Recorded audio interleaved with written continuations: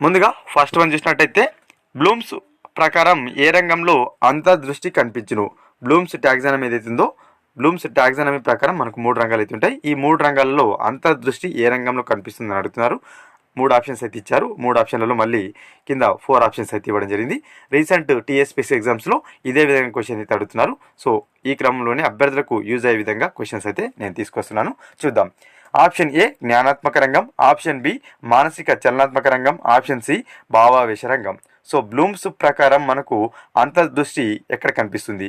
Option 1 చూసుకుంటే AC రంగాలలో, option 2 చూసుకుంటే ఏబి రంగాలలో, ఆప్షన్ 3 తీసుకుంటే 3 రంగాలలో, ఆప్షన్ 4 తీసుకుంటే ఏ రంగంలో మాత్రమే అంతర్దృష్టి కనిపిస్తుంది అంటున్నారు. సో మనకు రైట్ ఆన్సర్ వచ్చేసి బ్లూమ్స్ ప్రకారం అంతర్దృష్టి కేవలం జ్ఞానాత్మక రంగంలో మాత్రం కనిపిస్తుంది. ఏ ఓన్లీ రైట్ ఆన్సర్. అంటే option 4 is the right answer. ఇటువంటి క్వశ్చన్సే మనము టీఎస్పీసీ ప్రజెంట్ ఎగ్జామ్లో చూస్తున్నాం. హెచ్డబ్ల్యూ ఎగ్జామ్లో కూడా లాస్ట్ టైం ప్రీవియస్గా నిర్వహించిన ఎగ్జామ్లో కూడా చాలా క్వశ్చన్స్ ఇదే విధంగా అడిగారు.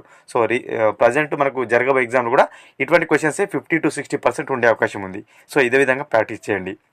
కాబట్టి ఖచ్చితంగా వీడియోని లైక్ చేయండి ఫ్రెండ్స్, ఎందుకంటే చాలామందికి రీచ్ అయ్యే అవకాశం ఉంటుంది. అదేవిధంగా మీరు లైక్ చేయడం వల్ల మరిన్ని వీడియోస్ తీసుకురావడానికి నాకు సపోర్ట్గా ఉంటుంది. నెక్స్ట్ వన్ చూద్దాం.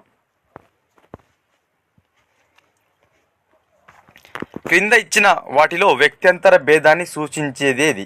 4 ఆప్షన్స్ అయితే ఇచ్చారు, ఏబిసిడి. సో వాటిలో ఏది వ్యక్త్యంతర భేదాన్ని సూచిస్తుంది అంటున్నారు. ఆప్షన్ ఏ పాండవులలో అగ్రగణ్యుడు ధర్మరాజు అంటున్నారు. ఆప్షన్ బి ప్రపంచ మేధావి ఐన్స్టీన్.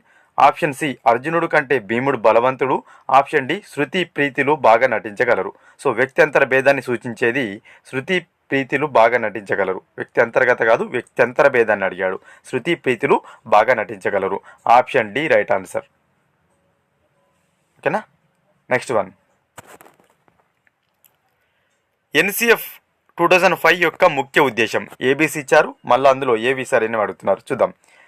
ఆప్షన్ ఏ సబ్జెక్టుల మధ్య సహసంబంధంతో అంతర్దృష్టిని ఏర్పరచడం. ఆప్షన్ బి మానవీయ దృక్పథంలో కూడిన విలువలతో కూడిన ఉపాధ్యాయులను తయారు చేయడం. ఆప్షన్ సి నేర్చుకోవడం పిల్లలకు భారం కలిగించని విద్యను అందించడం. ఓకేనా. చూద్దాం. ఆప్షన్ 1 వచ్చేసి ఏబీసీ సరైనవి, ఆప్షన్ 2 వచ్చేసి బీసీలు సరైనవి, ఆప్షన్ సి వచ్చేసి ఏసీలు సరైనవి, ఆప్షన్ డి వచ్చేసి ఏబీలు సరైనవి. సో మనకు ఎన్సీఎఫ్ యొక్క ముఖ్య ఉద్దేశం ఏంటంటే ఈ 3 కూడా ముఖ్య ఉద్దేశాలే. సబ్జెక్టుల మధ్య సహసంబంధంతో అంతర్దృష్టిని ఏర్పరచాలి, సరైందే. అదేవిధంగా మానవీయ దృక్పథంతో కూడిన విలువలతో కూడిన ఉపాధ్యాయులను తయారు చేయాలి, సరైందే. నేర్చుకోవడం పిల్లలకు భారం కలిగించిన విద్యను అందించడం కూడా మనకు సరైంది. కాబట్టి ఆప్షన్ 1 రైట్ ఆన్సర్. ఓకేనా. రాబో హెచ్డబ్ల్యూ ఎగ్జామ్ కూడా ఇటువంటి క్వశ్చన్స్ చాలా ఉండబోతున్నాయి. ఇదే విధంగా ప్రాక్టీస్ చేయండి. అందుకే మన వెబ్సైట్లో చాలా ప్రాక్టీస్ టెస్ట్లు అయితే పెట్టడం జరిగింది ఇప్పటికే. ఖచ్చితంగా రాయండి. వెబ్సైట్ లింక్ అనేది డిస్క్రిప్షన్లో ఇస్తాను. ఓకేనా. Next one. అవిరాల అభ్యాసనం దీనిలో సహజం. సో మనకు అవిరాల అభ్యాసనం ఏదైతుందో అది ఈ కింద ఇచ్చిన వేట్లో సహజంగా ఉంటుందని అడుగుతున్నారు. ఆప్షన్ ఏ యత్నదోష అంతర్దృష్టి, ఆప్షన్ బి కార్యసాధక యత్నరహిత, ఆప్షన్ సి వైగాట్స్కి శాస్త్రీయ నిబంధనం, ఆప్షన్ డి యత్నరహిత నమూనా అభ్యాసనంలో సాధ్యమవుతాయి అంటున్నారు. సో అవిరాల అభ్యాసనం అనేది యత్నరహిత మరియు నమూనా అభ్యాసనంలో సాధ్యమవుతుంది, సహజంగా ఉంటుంది అనమాట. ఓకేనా.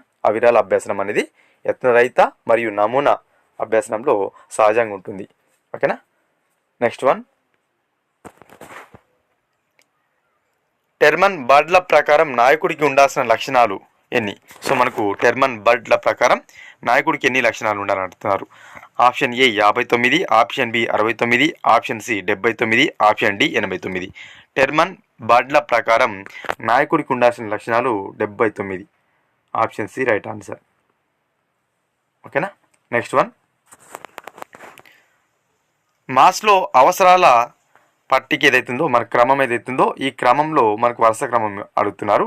ఆప్షన్ ఏ రక్షణ, ఆప్షన్ బి ప్రేమ సంబంధిత, ఆప్షన్ సి గుర్తింపు గౌరవం, ఆప్షన్ డి శారీరక, ఆప్షన్ ఈ ఆత్మ ప్రస్తావన. సో మనకి ఏబిసిడిఈ ఇచ్చారు, దాని వరుస క్రమం రాయమంటున్నారు.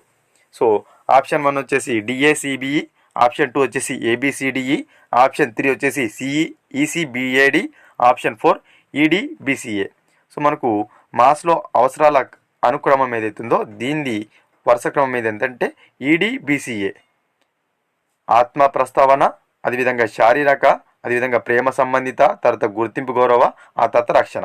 ఇది వరుస క్రమం, మాస్లో అవసరాలు. ఖచ్చితంగా క్వశ్చన్ ఉంటుంది. ఓకేనా, important. Option 4 right answer. Next one, traffic నియమాలు పాటించాలని పిల్లల యొక్క నైతిక దశలు స్థాయిలు కోల్బర్గ్ ప్రకారం.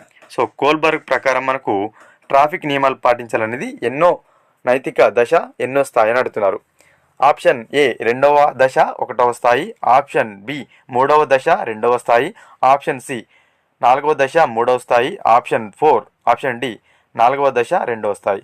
మనకు కోల్బర్గ్ నైతిక వికాస్ సిద్ధాంతం ఏదైతుందో దీని ప్రకారం ట్రాఫిక్ నియమాలు పాటించాలనే పిల్లలు ఏ స్థాయిలో ఉంటారంటే 4వ దశ 2వ స్థాయిలో ఉంటారు.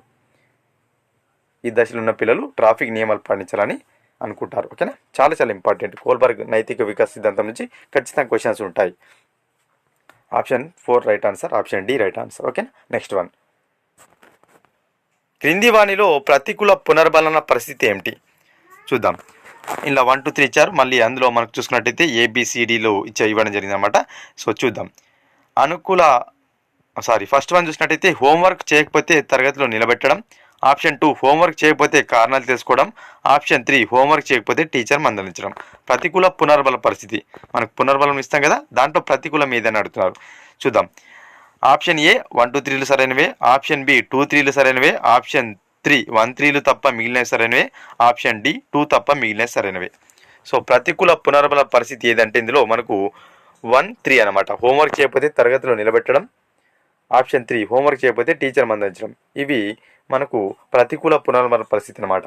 ఓకేనా, option 4 right answer, option D right answer. ఓకేనా, నెక్స్ట్ వన్, ప్రతిపాదన ఏ ఇచ్చారు, దానికి సొల్యూషన్ అనేది ఇవ్వడం జరిగింది. చూద్దాం.